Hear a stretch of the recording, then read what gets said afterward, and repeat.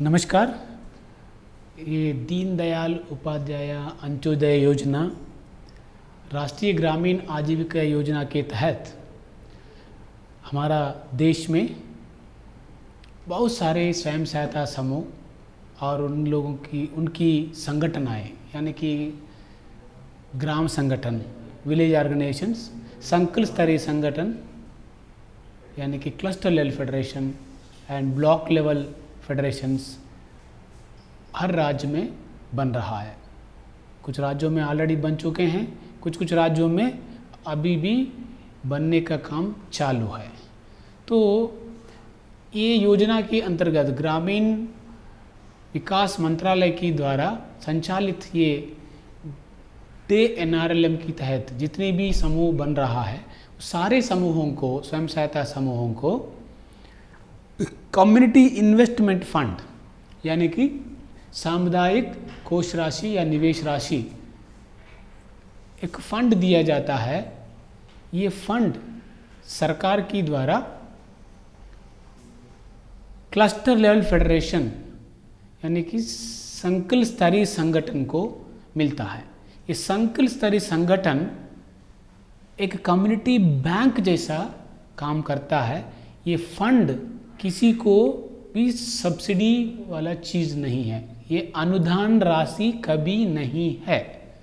ये 100% ऋण के रूप में ये पैसा को संचालन करने का जिम्मेदारी क्लस्टर लेवल फेडरेशन को यानी कि संकुल स्तरीय संगठन को दिया गया है। इसमें अनुदान वाली बात कहीं पे नहीं है, ये ध्यान में रखना है।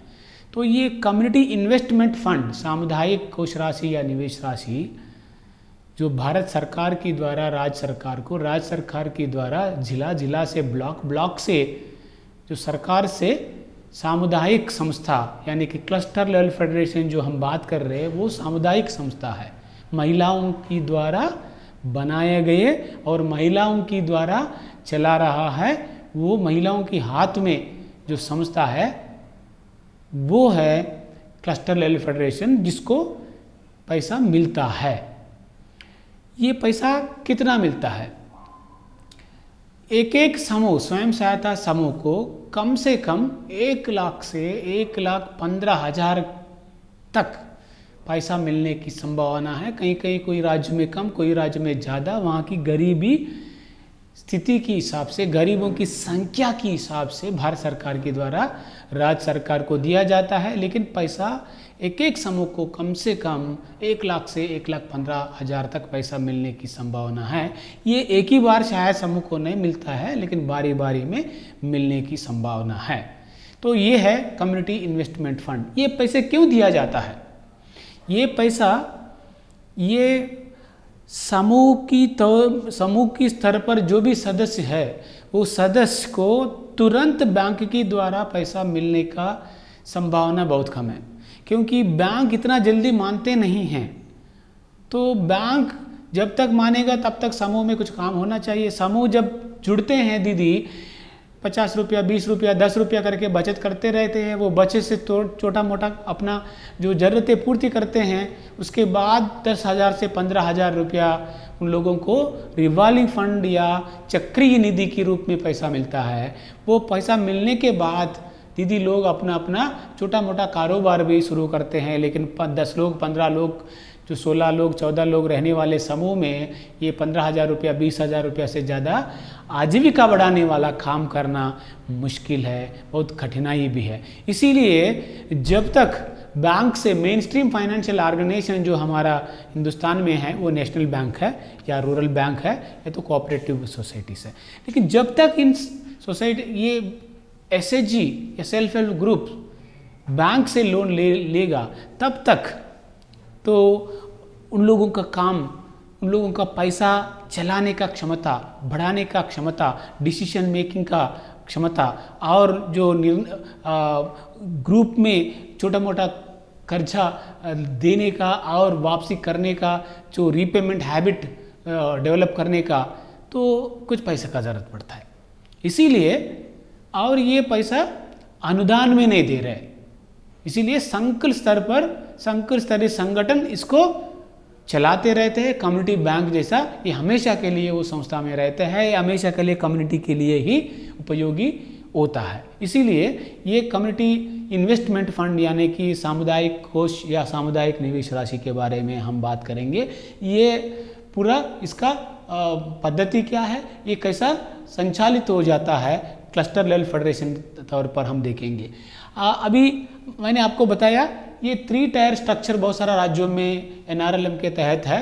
वो 3 टायर स्ट्रक्चर ऐसा है जो 10 से 20 के अंदर महिलाएं मिलके एक स्वयं सहायता समूह बनाते हैं जिसको सेल्फ हेल्प ग्रुप कहते हैं। और ऐसी 5 से लेके 10 या कभी कभी 10 से 20 तक जो समूह मिलके एक ग्राम संगठन गांव स्तर पर या 2-3 गांव मिला के एक गांव संगठन भी बना सकते हैं, विलेज ऑर्गेनाइजेशन या विलेज फेडरेशन भी बना सकते हैं, जिसमें समूह की सभी समूहों का दीदी जिसमें मेंबर बनते हैं। और जो नेक्स्ट लेवल पे एक ब्लॉक को, विकास खंड को 3 या 4 भागों में बांटा जाएगा। कम से कम 5 से लेके 8 जो पंचायत, उसमें पंचायत की एरिया में ये संकुल रहेगा। उनके इसमें कम ये एक ब्लॉक में अगर बड़ा राज्य में है तो 4 या 5 क्लस्टर बन सकता है, और छोटा राज्य में छोटा ब्लॉक है तो 2 या 3 क्लस्टर्स एक जो विकास खंड में बन सकता है। तो ऐसा बनाते हैं विकास खंड, मतलब 20-25 गांव के बीच में एक संकुल स्तरीय संगठन रहता है।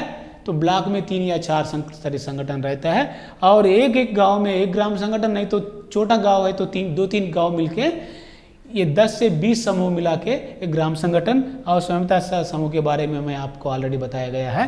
ये 3 स्तरीय स्ट्रक्चर, SHG, ग्राम संगठन, संकुल स्तरीय संगठन, ये NRLM का तहत पूरा देश भर में बन रहा है। कुछ राज्यों में नाम अलग रहता है, ठीक है। तो लेकिन मोटा तौर पर संस्था ये 3 संस्था को गरीबों का संस्थाएं यानी कि पीपल्स इंस्टीट्यूशंस यानी कि कम्युनिटी बेस्ड ऑर्गेनाइजेशंस जो भी कहना है कह सकते हैं। ये है NRLM के अंदर संस्था है, पीपल्स ऑर्गेनाइजेशन है, पीपल्स इंस्टीट्यूशंस है। ये इसमें पैसा इन लोगों को CAF का राशि कैसा मिलता है, अगर देखा जाए तो जो स्वयं सहायता समूह है ये कोई रजिस्टर्ड बॉडी नहीं है, और ग्राम संगठन कुछ राज्यों में रजिस्टर्ड बॉडी है, कुछ राज्यों में रजिस्टर्ड बॉडी नहीं है। लेकिन संकुल स्तरीय संगठन हर प्रदेश में, हर राज्य में कोई ना कोई कानून के मुताबिक रजिस्ट्रेशन या पंजीकरण करके रहते हैं, या रजिस्टर्ड बॉडी होने की संभावना ज़्यादा है, ठीक है। तो उस राज्य सरकार की डिसीजन के हिसाब से कभी कभी कहीं ना कहीं कोई कुछ राज्यों में ग्राम संगठन का भी रजिस्ट्रेशन हो रहा है, कुछ राज्यों में नहीं हो रहा है। लेकिन संकुल स्तरीय संगठन या ब्लॉक संगठन का जो पंजीकरण तो जरूर हो रहा है और होगा भी है, ठीक है।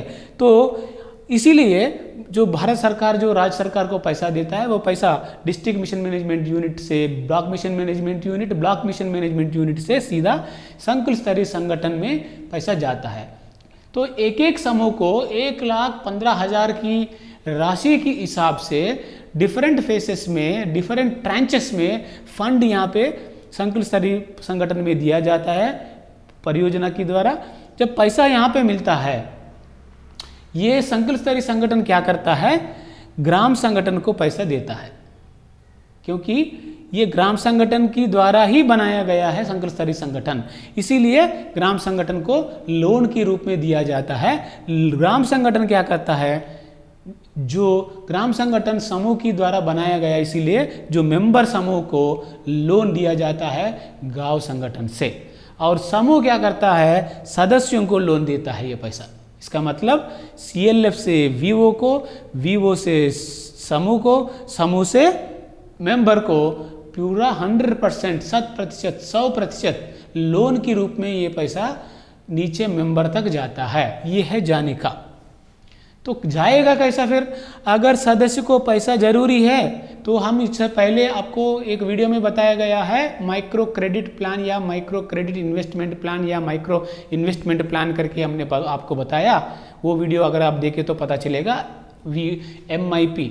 समूह की सदस्य सब मिलके एक प्रशिक्षण लेके अपना उन्नति के लिए, अपना आजीविका बढ़ाने के लिए एक योजना बनाते हैं। वो योजना का नाम है MCP या सूक्ष्म ऋण योजना। वो योजना समूह तौर पर बना के वो योजना ग्राम संगठन में सबमिट करना पड़ता है। ग्राम संगठन अगर उनके पास पैसा है तो SHG को देता है, नहीं तो वो ग्राम संगठन संकुल स्तरीय संगठन में वो योजना पहुंचाते हैं। वो योजना के हिसाब से संकुल स्तरीय संगठन VO को या ग्राम संगठन SHG को पैसा दिया जाता है।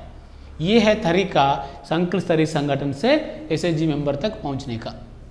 ठीक है, अब पैसा मेंबर को पहुंच गया तो अपनी योजना के हिसाब से कोई ना कोई कारोबार शुरू करते हैं, काम धंधा शुरू करते हैं जो SHG का दीदी लोग। जो रिटर्न्स उन लोगों को मिलना शुरू होता है, आमदनी शुरू होता है, वो आमदनी शुरू होने के बाद जो नियम के अनुसार SHG मेंबर अपना किस्त के हिसाब से ब्याज और किस्त मेंबर SHG में देते हैं और SHG VO में देते हैं, VO CLF में देते हैं, वो CLF दूसरा VO को देते हैं, तीसरा VO को देते हैं। एक CLF में कम से कम 20 से 30 तक CLF रहता है। एक VO में 10 से 20 तक SHG रहता है। एक SHG में 10 से 20 तक मेंबर रहता है। ये तो आपको पता है। तो ये है पैसा का संचालन ऐसा होता है। यहाँ पे हम ध्यान देने वाले इम्पोर्टेंट बात क्या है कि जो संकुल स्तरीय संगठन से पैसा ग्राम संगठन को मिलता है, कितना ब्याज दर से मिलता है, वो है 50 पैसे की ब्याज दर से, यानी कि 6% की ब्याज दर से संकुल स्तरीय संगठन गांव संगठन को पैसा देता है ऋण के रूप में। जब ग्राम संगठन क्या करता है, समूह को पैसा देता है 9%। 9% माने 75% में इसको पैसा मिलता है। और समूह क्या करता है, सदस्य को 12% यानी कि 1 रुपये की ब्याज दर पर लोन दिया जाता है समूह सदस्य को। फिर एक बार बता रहा हूं मैं आपकी समझने के लिए। संकुल से ग्राम संगठन को 50 पैसा यानी कि 6%, ग्राम संगठन से एक समूह को 75 पैसा 75 पैसा या 9%, और समूह से सदस्य को 12% यानी कि 1 रुपया का हिसाब ब्याज दर पे पैसा मिलता है। और ये वापसी कैसा होगा हम देखेंगे। वापसी का जो किस्त संख्या या ऐसा तय किया गया है कि कोई भी सदस्य समूह से पैसे लेते हैं वो ऋण के रूप में, वो 18 महीने से लेके 24 महीने तक, 18 किस्त से लेके 24 किस्त तक, ये किस्त जो हम यहाँ पे लिखे हैं महीनेवार किस्त लिखे हैं, इसीलिए 18 महीने से लेके 24 महीने मतलब हर महीना एक किस्त, ये वापस मैक्सिमम जो ज़्यादा से ज़्यादा 24 महीने में जो सदस्य पैसा लेता है वो वापस करना ही चाहिए। कितना ब्याज से? 1 रुपया ब्याज से समूह में सदस्य वापस करते हैं अपना राशि। जब जो पैसा वापस होता है, ये ग्राम संगठन क्या करता है, 24 महीने से 36 किस्त में, 24 से 36 किस्त में जो SHG ग्राम संगठन में वापस करता है। SHG को मिलता है 18 से 24 किस्त में सदस्य के द्वारा वापसी, और SHG वापस करता है 24 किस्तें 36 किस्त के बीच में वापसी ग्राम संगठन में पूर्ण राशि ब्याज सहित वापस करता है। ब्याज कितना? 75 पैसा यानी कि 9% की ब्याज दर के हिसाब से ग्राम संगठन। इसका मतलब जो सदस्य से समूह को मिल रहा है 12, ये 12 में कितना ब्याज ऊपर भेज रहे?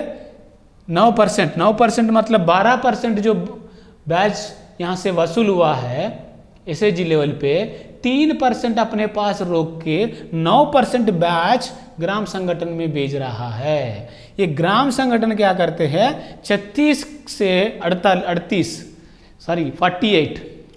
किस्त में, 36 से 48 किस्त में वापस करना है। 36 से 48 महीने में ग्राम संगठन कितना? 50 पैसे ब्याज यानी कि 6% ब्याज में संकुल स्तरीय संगठन में पैसा वापस करते हैं। तो इसमें समझने के लिए 2 बातें हैं। एक बात है ऊपर से नीचे पैसा संकुल से ग्राम संगठन, ग्राम संगठन से समूह, समूह से सदस्य, ये पैसा आने का। पैसा वापसी का समूह, सदस्य से समूह, समूह से ग्राम संगठन, ग्राम संगठन से संकुल, यही चक्रीय जो मैनेजमेंट, फंड मैनेजमेंट या फंड रोटेशन का जो प्रबंधन है, पैसा का प्रबंधन है, ऐसा होता रहता है, ये कंटिन्यूसली चलता रहता है। और ध्यान देने वाला बात क्या है, यहाँ पे ब्याज दर पे जो डिफरेंस है वो डिफरेंस को समझना है। एक है सदस्य को 1 रुपये में मिल रहा है, समूह 1 रुपया वसूल कर रहे हैं सदस्य से, लेकिन अपने पास 3% रख रहा है। इसका मतलब 1000 रुपया अगर ब्याज की रूप में वसूल हो गया समूह में सदस्यों की द्वारा, उसमें से 250 रुपया अपने पास रख रहा है एसएचजी। मतलब ये काम जो लेंडिंग का काम करने से, सीएफ के लेंडिंग की काम करने से एसएचजी को हर एक लाख में 250 रुपया, यानी कि 1000 रुपया ब्याज में 250 रुपया, यानी कि 3% फायदा एसएचजी में मिल रहा है। और दूसरा, जब 9% से समूह ने ग्राम संगठन को वापस किया, ग्राम संगठन संकुल में 6% दे रहा है, इसका मतलब अपने पास 3% रख रहा है, यानी कि चवन्नी ब्याज अपने पास रख रहा है। इसका मतलब अगर ऐसी उदाहरण से हम बात करेंगे, 1000 रुपया ब्याज सभी मेंबरों से एसएचजी में मिले हैं, ब्याज का बात बोल रहा हूं मैं, तब एसएचजी क्या करेगा, 250 रुपया ब्याज अपने पास रखेगा, टूवर्ड सर्वे चार्ज हो, जो भी हो आप सोच लो, ठीक है। अब एसएचजी ग्राम संगठन में पैसा पहुंचाएगा ना, पहुंचाने के बाद ग्राम संगठन क्या करना है, संकुल में वापस करना। जब वापस करते हैं तो कितना मिला ग्राम संगठन में, 9% मिला, लेकिन ग्राम संगठन क्या करते हैं, वो 750 जो ऊपर मिला है उसमें से 250 रुपया अपने पास रख के 600 रुपया संकुल स्तरीय संगठन में वापस करते हैं। इसका मतलब 1000 रुपया ब्याज में 500 रुपया 1000 ब्याज में 500 रुपया क्लस्टर लेवल फेडरेशन में, 250 रुपया ग्राम संगठन में और 250 रुपया एसएचजी में। मतलब 54 और 58, यानी कि 25% और 50%, मतलब ऐसा पूरा ये 3% और 6%, कुल मिला के अगर मान के चले 1 करोड़ रुपया एनआरएलएम की तहत एक क्लस्टर लेवल फेडरेशन को सीएफ राशि मिले हैं तो क्या होगा। तो एक क्लस्टर लेवल फेडरेशन बहुत सारे वीओ को देते हैं और वीओ एसएचजी को देते हैं, एसएचजी मेंबर को देते हैं। 1 करोड़ के ऊपर मेंबर 1 महीने में 1 लाख रुपया ब्याज वापस करते हैं, भले वो 300 एसएचजी हो, 400 एसएचजी हो, 500 एसएचजी का हो। 1 करोड़ रुपया 300 एसएचजी में मिल गया होगा, 250 एसएचजी में मिल गया होगा, दीदी लोगों को 1 रुपया का ब्याज से मिल जाएगा। जब मिलने के बाद वापसी कैसा होगा, मैं किस्त का बारे में बात नहीं कर रहा हूँ, ब्याज का बात कर रहा हूँ। ब्याज कैसा है ये समझना चाहिए। तो ब्याज जब 1 लाख ब्याज होगा 1 करोड़ के ऊपर, क्यों 12% है, 12% 1 करोड़ के ऊपर कितना, 1 लाख। ये 1 लाख रुपया मेंबर्स अपने अपने समूह में वापस करते हैं। समूह क्या करते हैं, 25,000 रुपया अपने पास रखते हैं, क्योंकि 3% अपने पास रख के बाकी 9% ऊपर बेचते हैं। मतलब 1 लाख में 3% मतलब 25,000 रुपया अपने पास रख के और 75,000 रुपया दो अलग अलग ग्राम संगठन में वापसी होगा। जब अलग अलग ग्राम संगठन क्या करते हैं, जो 9% से जो मिला है उसमें से अपने पास 25,000 रुपया रख के 50,000 रुपया वो क्लस्टर लेवल संगठन में बेचते हैं। इसका मतलब जो पूरा निधि देख लीजिए, यहाँ पे 50,000 गया बैच, यहाँ पे 25,000 गया और एसएचजी लेवल पे 25,000 गया। कुल मिला के 1 लाख रुपया का जो ब्याज है तीनों संस्था में आमदनी का रूप में मिल रहा है। यहाँ पे जो मिलता है जो 25,000 रुपया, ये एसएचजी अपना जो खर्चा के लिए उसको इस्तेमाल कर सकते। बुक कीपर का जो मानदेय हो, पुस्तक को खरीदना हो, चाय पानी का हो, अंकेक्षण का हो, रवाना का चार्जेस हो, जो भी हो सकता है। नहीं तो खर्चा कोई नहीं है तो उनका मूलधन में जाके मूलधन बढ़ेगा। तो इसीलिए ये यहाँ पे अगर 1 करोड़ दिए तो हर माह में एसएचजी में 25,000 रुपया कॉर्पस में मिल रहा है और ग्राम संगठनों में भी बहुत सारे छोटे मोटे खर्चा रहता है, बैठक की खर्चा, नहीं तो बुक कीपर की खर्चा, नहीं तो कोई पुस्तक की खर्चा। यहाँ पे भी 25,000 रुपया 1 करोड़ के ऊपर मिल रहा है।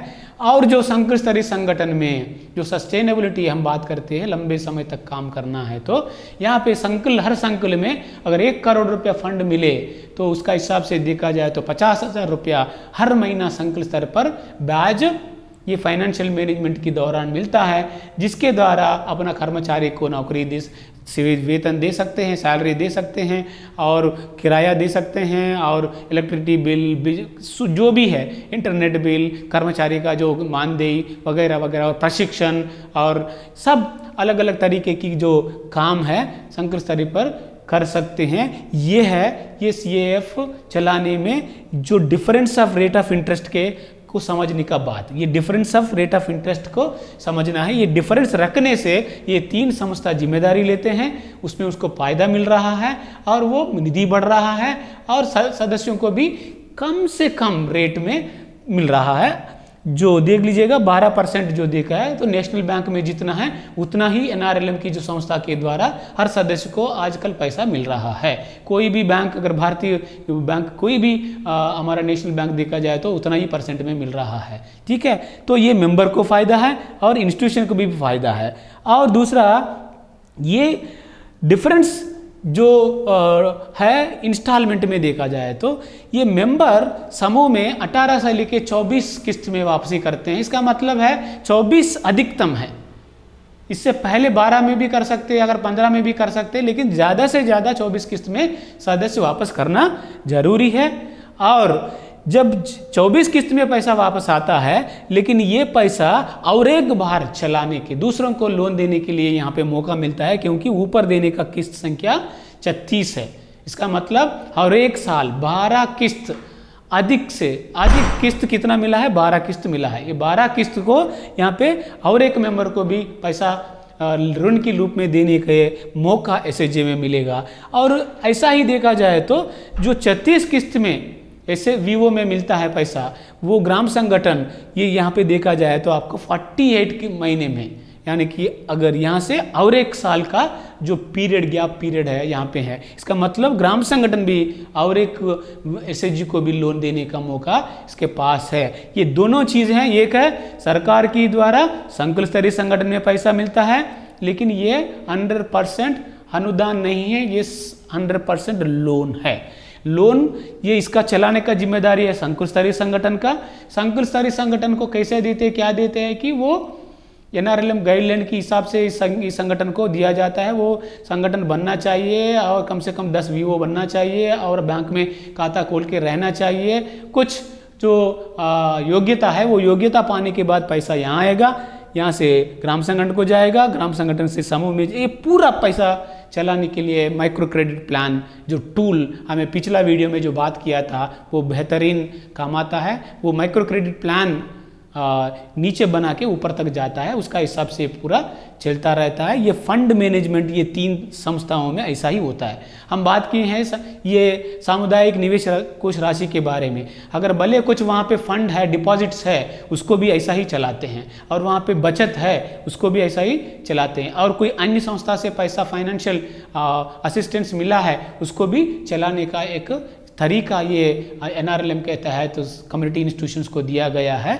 ये इस प्रक्रिया की दौरान ये ब्याज दर में डिफरेंस की दरमियान और ये किस्त संख्या में जो डिफरेंस है, ये दोनों चीज़ की वजह से हर लेवल पर पारदर्शिता बनी है, हर लेवल पर विश्वास भी है, और हर लेवल पर अपनापन भी है। और नीचे अगर देखा जाए तो हर लेवल पर हम जो सस्टेनेबिलिटी कहते हैं, सेल्फ रिलायंस कहते हैं, वो भी यहाँ पे हो रहा है। और सदस्य को आखिर में बेहतरीन सर्विस बहुत कम ब्याज दर पर ये संस्थाएं प्रोवाइड कर रहा है।